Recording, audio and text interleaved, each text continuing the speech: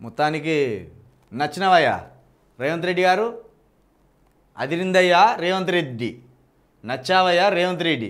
మొత్తానికి పోయి అయితే బాబాసాహెబ్ అంబేద్కర్ గారి దగ్గరికి పోయి 2 చేతులు ఎత్తి దండం పెట్టి మంచిగా తల కిందికి వాల్చి యేసుక్రీస్తు వారికి ప్రార్థన చేస్తున్నట్టు ఇచ్చిండు ఒక ఫోటో. అయితే ఈ విషయంలో మిమ్మల్ని ఒప్పుకుంటాం, మంచి పని చేసిండు మీరు. సోమవారం ట్యాంక్ బండ్ వద్ద అంబేద్కర్ విగ్రహానికి నివాళులు అర్పిస్తున్న CM Revanth Reddy, deputy CM Bhatti, మంత్రులు రాజనరసింహ, పొన్నం ప్రభాకర్ గారు మొత్తానికి నివాళులు అర్పించిండ్రు.